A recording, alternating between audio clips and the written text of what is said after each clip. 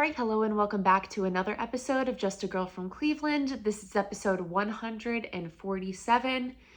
The NFL draft is officially complete as of this past weekend. It was a little bit anticlimactic, I will say. I feel like it was, it was a good class, at least a very top-heavy class in terms of the prospects in the earlier rounds. But I don't feel like anything too crazy or exciting happened other than a couple of small things that I want to get into in terms of what other teams have done. And I also just feel like these last few years of the draft have been a little bit boring as a Browns fan, just because we haven't had first round picks. This is, as everyone has been saying, officially the last year where the Browns have had to give up their first round pick for the Deshaun Watson trade. So that trade is now technically complete, which is a little bit of a bummer to realize because obviously, considering how many assets you gave up for Deshaun Watson and the amount of money that you have paid him as an organization, it kind of sucks to see the production and the number of games played so far in that contract. Obviously, there's still more time on the contract, but you would just hope to have, had a little bit more success with him given the number of assets that you gave up to get him. So happy that is at least over and the team can start getting their first round picks back in 2025. Will make the draft a little bit more exciting for everyone. This year it wasn't until pick 54 that they had their first pick in the second round even. So late second round was the first pick. So just makes it a little bit less exciting. The draft used to be our Super Bowl back in the day. When I was growing up, it was everything. You looked forward to which quarterback we were going to take with the first pick in the draft. That particular year, it was always someone different. So yeah, we're going to get into a couple of other things before we get into the draft. I wanted to quickly touch on the Cavs because I totally jinxed them last episode. I was like, maybe they'll go for the sweep. Up 2-0, they're looking good. Magic don't really look like they have an answer. They don't have a comparable superstar to Donovan Mitchell. It's just not going to happen. And then, of course, the team goes back and plays those 2 games in Orlando and loses both of them. As of now of recording this, they are up in the series 3-2. Obviously, the Cavs won game 5 without Jared Allen, which was pretty good to see because he has been really the only stable player that they have had in this series. So the fact that, in general, they were able to get it done without Jared, I think was a big deal. Obviously have to go back to Orlando for game 6. Hopefully they can close out in Orlando because a game 7, anything can happen. All cards are on the table at that point. So really hoping that they don't have to go there. But I really shouldn't have spoken too soon. I should have known better just with how the team has played this season, that there have been those high highs and then they can just completely fall flat, which is what happened. So we shall see how the series ends. Even beyond that, though, I don't have confidence in them to go on to a series in the second round and be able to get it done against Boston. Like, that is just not realistic in my mind. So, I'd love for them to get there because I think it's always good to just have that experience anyways, to be battle tested in the playoffs in those ways, but just don't have a lot of confidence at that point. Okay, so other Browns news not draft related is that the Browns actually just picked up Greg Newsome's 5th-year option. I think, everyone felt like either this offseason the 5th-year option was going to get picked up or Greg Newsome was going to get traded somewhere. Obviously, the trade did not end up happening.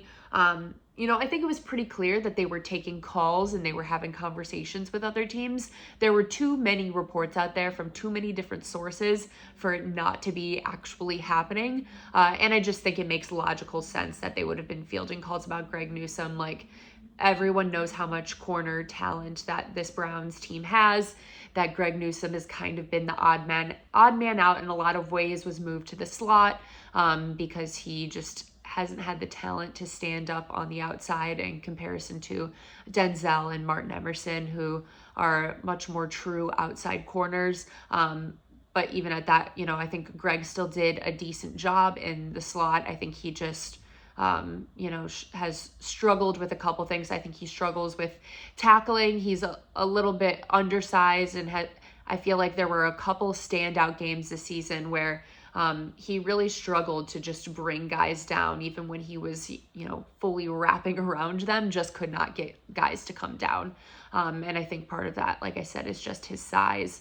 And that was, I think, a big issue that showed up in a couple games. I think notably I remember the Colts game specifically being there and being a little frustrated with Greg there. And then obviously, I think the wild card game, it wasn't just Greg who struggled. It was just about everyone, but he certainly struggled there. A few other games as well, but I think there's still obviously a ton of upside there, and that's why the Browns didn't just make any move to move on from him. I think they would want a really decent offer because he's still a really good player and can bring a lot of value to this team in 2024. Like, I don't think for one second that they were like, oh, Greg Newsome, sucks as a corner and we have no use for him. I think it was more so just looking towards the future. And if you can get a really good return, you make that move now, knowing that Greg probably wants to be an outside corner somewhere. And when he tests free agency is probably going to want to sign somewhere that's going to pay him big money to do that. And that's probably not going to be in Cleveland, just based on the other guys that they have.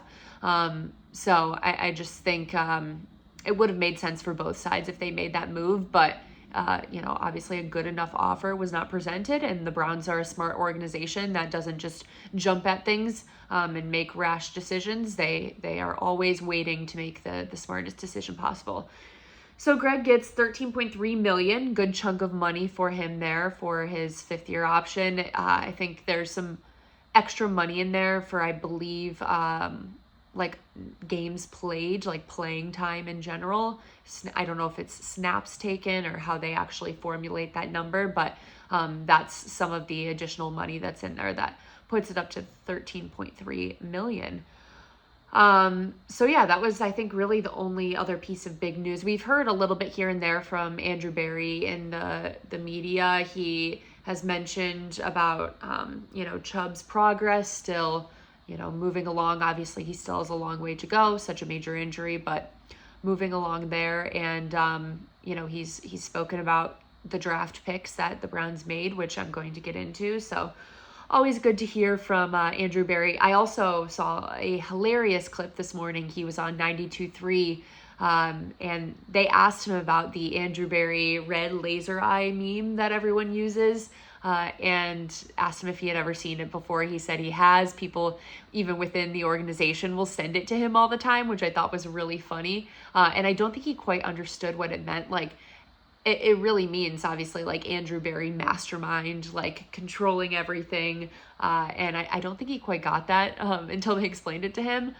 So I hope he realizes now it's a very flattering compliment. We're just saying, like, Andrew Berry, you're the best. You're super smart. So yeah, I thought that was really funny that they asked him about that. Okay, so let's get into the draft now. We'll start with kind of things outside of the Browns before I get into all of the Browns picks. So I think the big one, obviously, that was so shocking to everyone was Michael Penix going at 8 to the Falcons. One, I don't think anyone saw the Falcons taking a quarterback that early after they just a few short months ago, really not that long ago at this point, made the decision to sign Kirk Cousins to a lot of money, considering he's coming off of a major injury. So it was pretty clear that they were buying into Kirk Cousins, and that was their plan.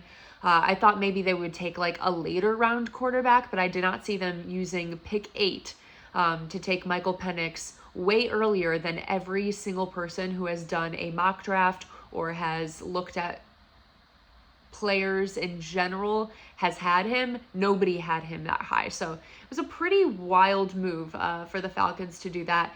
And, with some time separated from it now, I felt like maybe I would hear something within the media or people that, that cover it that made sense to me on why that the Falcons made this choice. And basically their thought process was like, we're never going to be this high in the draft again to be able to make a pick for a quarterback at this point, because they intend on being much better next season with Kirk Cousins as their quarterback. So they're saying, hey, if we have a pick that's pick 8, pretty decently high pick in the draft, we really like this guy, we should take him now, because we don't know if we'll ever have an opportunity to take another quarterback at this point in a draft. And look, if that's how they evaluated Michael Penix, fine, you're like the only team that has. And I think history shows that, there's usually not like outliers where you're the only team that evaluated this guy correctly and everyone else was wrong. That doesn't happen very often. So I would be shocked if they were like so correct about him being so high up on their draft board and that everyone else was wrong. But yeah, I just I get the thought process of wanting to take a player at a very important position when you have the draft stock for it, but I just don't see, I guess, what they are seeing in Michael Penix as an NFL prospect and as the guy of the future for them. He could prove everyone wrong, but it was a pretty wild move to make that I think has still not been justified yet at this point in time.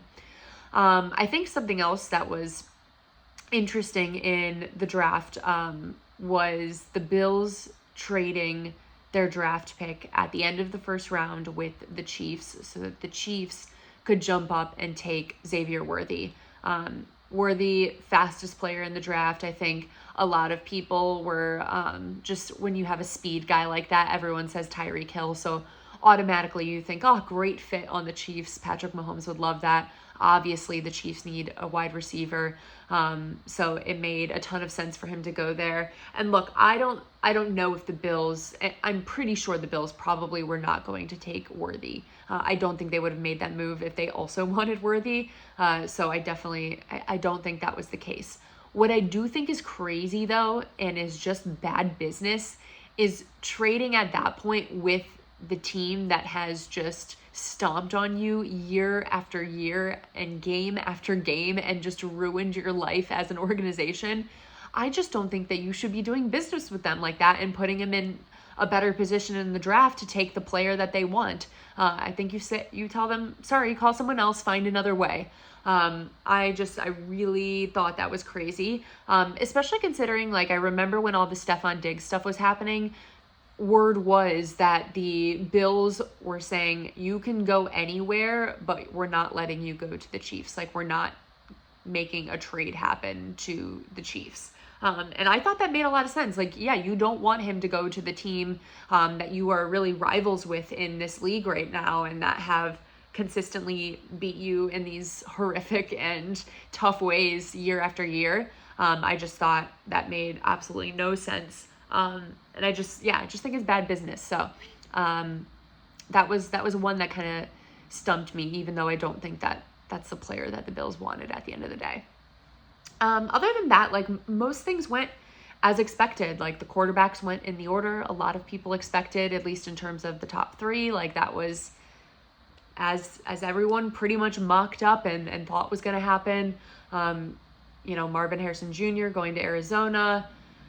Maybe there was like a little bit mixing up of the receivers throughout that first round. There were quite a few of them, obviously, that went. But in general, I just don't think anything too crazy happened. So let's get into the Browns draft picks now. So in general, I feel just okay about what the Browns did in the draft. I think, like I mentioned, not having a first round pick, it's hard to get too excited because these are not prospects that you look at and say immediately that guy's going to be a Hall of Famer for us. Like, that's not someone you are getting so excited about to the point that you're thinking, this could be someone that's signing 2-3 contracts with this team and is going to be a long-term staple at the position, and we don't have to worry about this position anymore. That's not the guys that the Browns took in this draft, and that's okay. That's just kind of the cards they were dealt. So I try not to be too harsh with it. I would say I would probably, if I were to rate their draft, it would be somewhere around like a C, B minus, like nothing too exciting, just pretty average overall. I think the thing most people were curious to see was what positions the Browns ended up using their especially their second and third round pick for. Just because there's not like super glaring positions of need at this point in time, but there are certainly holes that need to be filled here and there in terms of depth pieces, and also just constantly looking towards the future. Who's getting older, whose contracts are ending. They're always looking at those things. And I think that's the position the Browns are in more so than filling any immediate needs of guys that you need to be able to play right now, which is a pretty good place to be, a comfortable place to be overall. I think most people were probably most surprised with them taking, with their second pick at pick 85 in the third round, taking a guard. I would say this was the most controversial to a lot of people, just because I think the Browns have such a reputation of stability at offensive line, and they have had that reputation for many years now. But Father Time creeps up and takes everyone down at some point. And look, they've had plenty of injuries in the last year on the offensive line, in the last couple of years, really. Bitonio is getting older, as sad as that is, and as a staple he has been of this organization, he is getting older, so you do have to start thinking about the future there. Teller's contract is up, I believe, in 2025, so you don't have much time left with him, and I just don't know if they're going to be signing him to another deal. And, on the rest of the offensive line, I think there's obviously still been questions at tackle. So I wouldn't have been surprised to see them go either guard or tackle with any of these earlier second or third round picks, just because I do think it's such an important part of the Browns' identity. And it would make sense for them to want to start thinking about the future and planning for that. And just always looking for depth in those areas. The draft is the best way to do it for offensive line. It always is going to be. It's going to be much harder to use free agency or trades to get that done. Draft is going to be the way to go. So yeah, I think that was the one big thing that I would say shocked most people. I think people were either really excited or really not excited about the second round pick at pick 54, taking Mike Hall, defensive tackle, Ohio State. Obviously, as a Buckeye, I was thrilled to be taking a Buckeye. Felt like for many years, the Browns just refused to draft Buckeyes. Like, it was some weird vendetta they had where they were like, we can't take any of them, even though they have spent 4 years 2 hours away and would be comfortable being in Ohio, but we can't take any of them. And they've started to, in the last couple of years, I feel like, show Ohio State a little bit more love, which has been nice. So Mike Hall is an interesting player. He didn't always, in terms of just, I feel like his time at Ohio State, he just didn't always stay on the field a lot. He's not a guy that was playing every single snap in every single game. That's not the type of player he was. And I think that's the one quality that has brought a lot of questions for people, is the concern that he's not going to be the type of player a lot of teams want on their defensive line in the NFL. A lot of teams are looking for a guy to play every single snap. And, I think maybe right now the Browns are looking for more someone that they can plug in to the offensive line right now, here and there, and continue to develop for the future.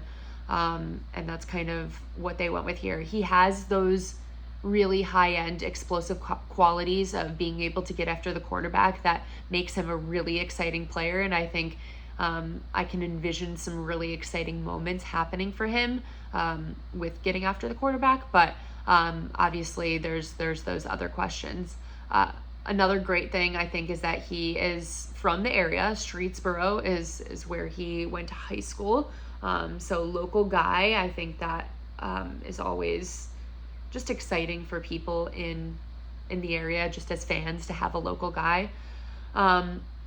But yeah, I think, look, when you look at our defensive tackles that we have right now, I was kind of pulling up the depth chart earlier today when I was preparing for this, and you know, we've plugged in some pieces, especially last offseason, but I don't think any part of it was all that exciting, and there were quite a few injuries within this group as well. So Dalvin Tomlinson, I think, was the most stable out of all of the guys in this group, and you feel pretty good about him. Beyond that, you have Shelby Harris, Siaki Ika, Maurice Hurst, who all had moments. There were some injuries within that group as well, but I don't think there was any one of those three that I think shined so brightly last season that you feel super confident about the future. So I think it's okay to want to have brought in another guy in that group to just give you some security with health, and also someone to just see like, hey, can we get a spark within this group when other things aren't working and other guys aren't having a great day. So I liked the pick overall. I didn't hate it as much as some people who have those concerns about his ability to, you know, stay on the field and be out there consistently. Then, like I mentioned, round 3, pick 85, took a guard. It was Zach Zinner from Michigan. So as I am saying that, I was so happy they took a Buckeye. Of course, they have to go take a Michigan Wolverine right after it. But at least the Buckeye was taken first, so I can find solace in the fact that, you know, we're always a step ahead. God, I can't even say that anymore because, you know, obviously it's been a couple years now that Michigan has been winning that game. But there was so many years where I got to just stomp on their grave constantly, and now it's hard to do. So God, Ohio State, please win this year, please. I need to be able to trash talk again. But anyways, they took Zach Zinner, guard, and he is kind of the opposite of Mike Hall in the way that he was on the field consistently, and, you know, played 4 seasons at Michigan at right guard.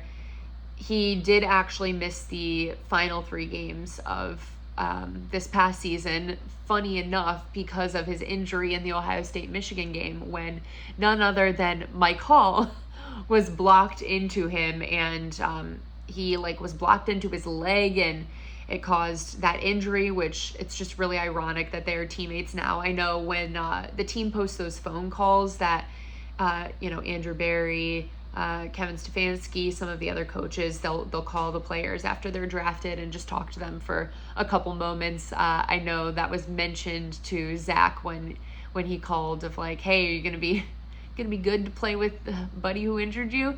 But I'm sure, you know, it was accidental. That was not on purpose, and they'll be able to be teammates together in the future. But it's just ironic and kind of funny that those are the circumstances of those 2 players being picked in the same city. But yeah, I already explained how I feel okay about taking a guard there. So, you know, nothing too crazy. Now we have round 5, 6, and 7. And those picks, look, we can analyze them all we want and discuss how we feel about them. But at the end of the day, these are just shots in the dark. You really, at this point, I think with where the Browns roster is at, you're not even sure if these guys are going to be able to make the 53-man roster. You know, if anything, they'll probably be on the practice squad just in terms of how much roster depth that this team has at this point in time. So just, I need everyone to not get too bothered about the picks that are being taken at this point in time. Like, it's nothing too crazy, especially when you get to the 6th, 7th round.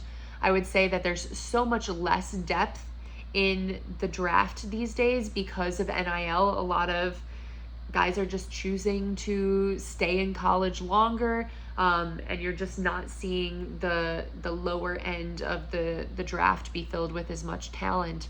We're definitely, I think, starting to see the effects of that. So I don't think it's too crazy to just be like, okay, these are interesting picks, and we don't need to get all concerned that they didn't take a certain position I think they needed to address. Like, this is not the way that they're going to do it by taking a 7th rounder. But at pick 156, round 5, they did take receiver. I think everyone thought they'd probably address receiver again at some point just to take a shot and see. Jamari Thrash from Louisville. He's, a versatile guy, has played outside and slot, good route runner. He really shined in the Senior Bowl, and I think we've actually consistently seen Andrew Berry-like guys who play really well in the Senior Bowl. It really seems like the Browns organization is paying attention there. So I think that's probably where he kind of moved up on their list at that point in time. This front office in general has not had a great history of drafting wide receivers, so I don't have a ton of confidence in this, especially at pick 156. When this organization has really in the last couple of years only drafted kind of in that 3rd, 4th, 5th round range when taking receivers, and just really hasn't been hitting and finding a lot of success. So I'm not going to get my hopes up too much, but I think it was good for them to address the position in general. And then the last 3 picks I don't have a ton of thoughts on. They took at pick 206 Nathaniel Watson, pick 227 Miles Harden, corner from South Dakota, and I didn't say Nathaniel Watson, linebacker, Mississippi State. And then pick 243, their last pick, Juwan Briggs, defensive tackle, Cincinnati, another Ohio college coming on in. And then they took a number of undrafted free agents, and I think my biggest takeaways from this, I'm obviously not going to go through each of the players there, but they did take 3 more offensive linemen. So you had 2 interior offensive linemen in Javian Cohen and Jalen Sundell. I don't know if I said that correctly. And then offensive tackle Lorenzo Thompson. So I thought that was interesting that they're continuing to get depth at the position to just take more shots there and see if they can have some depth. I think they have like PTSD in general from last year when there was so many injuries on the offensive line that they were just constantly trying to figure out how to rearrange everyone and plug different guys in, that they want to be prepared on, not just who they're going to hopefully have on the 53-man roster, but who they're going to have on the practice squad to have ready to step up if needed. They also addressed running back with an undrafted free agent, Aiden Robbins, BYU. Unlikely to have any effect on the current roster, but I think a lot of people thought they might, try to bring a running back in at some point. So that is where they did it. Okay, so I think that's all I have for you guys. Not too many other thoughts. Because like I said, if we had a 1st round pick, I could spend a whole show probably talking about them. But, they're doing the best they can with the resources that they have. Next year, we'll be back with 1st round picks.